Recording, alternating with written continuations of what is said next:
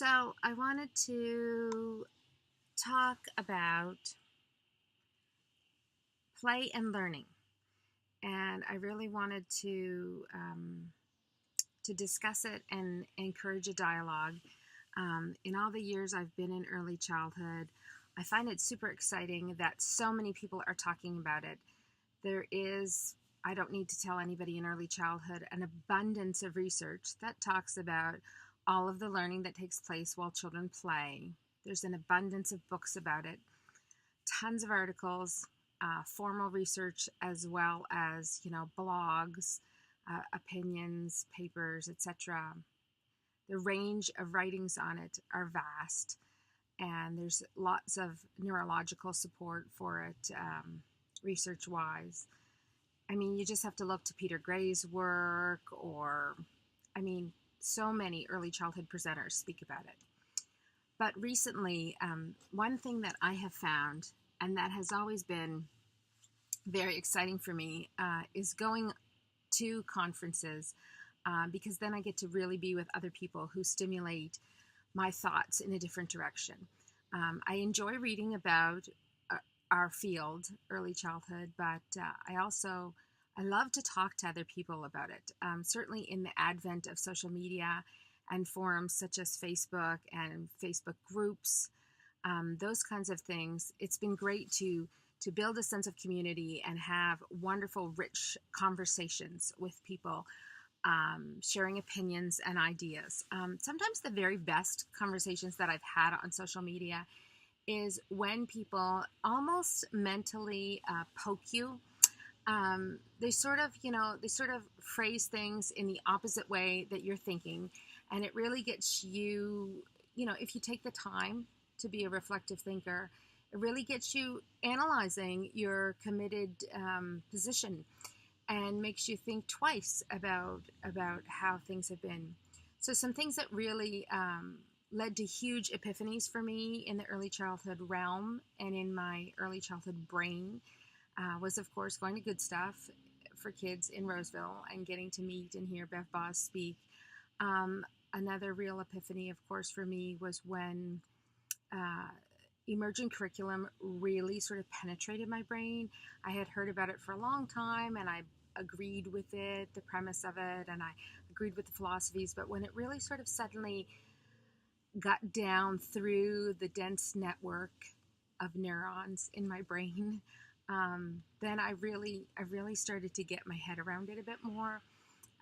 So when I went to the Chicago Commons and did a study tour there, when I did a study tour of the programs in London, Ontario, all these things really led to huge epiphany moments. But recently, when I went to South Carolina to the U.S. Coalition for Play, their Rebooting Play conference, a lot of things exponentially affected my understanding of play, like just huge domino effects in my brain about what I think about play, children, learning. And immediately after that, I went to the Play Empowers conference in Maryland. And I got to hear Dan Hodgins and Courtney Gardner and Ben Dalby speak there, as well as teacher Tom Hobson, and all of it. I always think it's so amazing when the universe sort of lines up opportunities. And because my mind was still reeling from all the different elements and thoughts I had on play from the South Carolina conference, it just sort of all came together in such a way. So for the longest time, I've been talking to people about, how children learn through play, and how, of course, when we talk to parents, that's supported by research.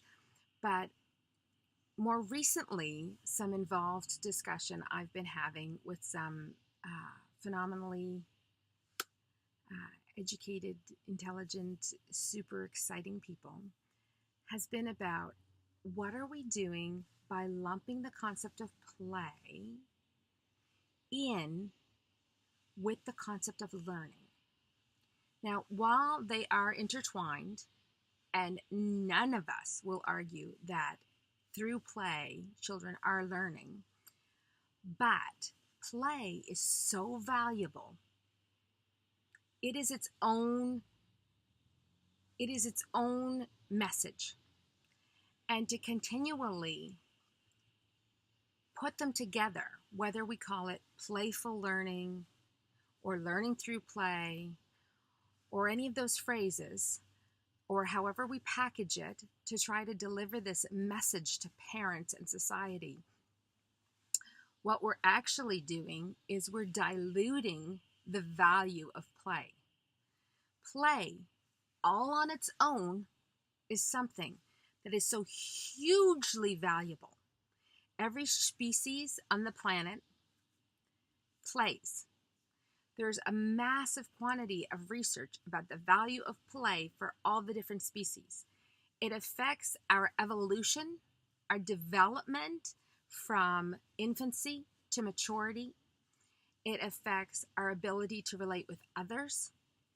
It assists in the development of us as individuals, again, regardless of the species, and to just sort of package it with academics or learning or cognitive processes, we're almost sort of trying to sell it.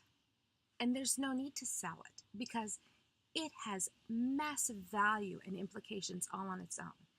And what we're doing is really delivering the wrong message. We're delivering the wrong message to people.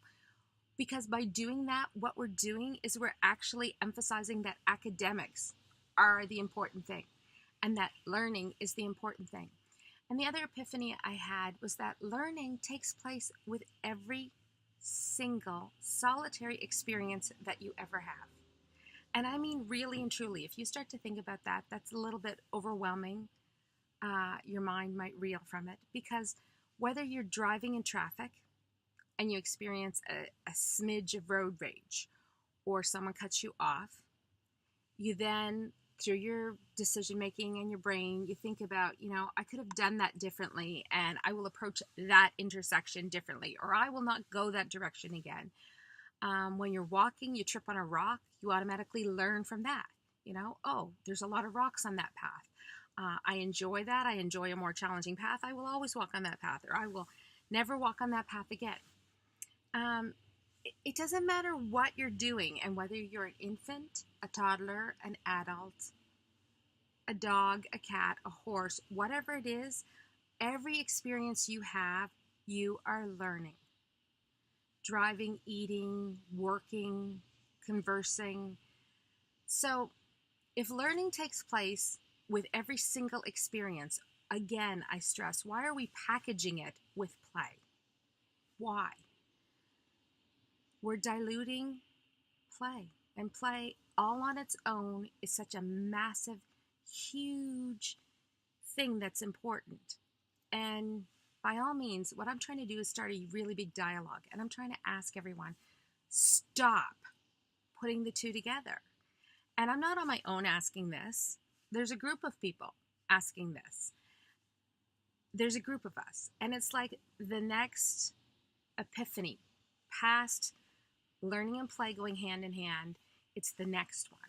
And, am I a super learned person?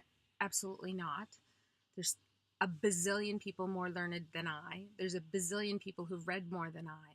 But I just needed to share this because I find it really exciting and I want to converse about it.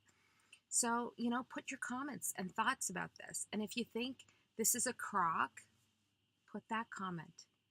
If you think this is great and exciting and epiphany for you, I want to hear that too. And I would like to share it with others because I think we can really accomplish something together and we can really emphasize how important play is and get people everywhere to appreciate it because it needs to be appreciated. It needs to be experienced and appreciated, and people need to stop selling it short and stop devaluing it. So thanks for your time. I look forward to your comments, even the negative ones, because sometimes the most valuable conversations, the most valuable moments come from when two people share their ideas and they bump their opinions together because we stimulate each other and we get each other thinking and we can affect each other's thinking. just as positive comments can validate people. So I look forward to it, and let's all keep the importance of play paramount.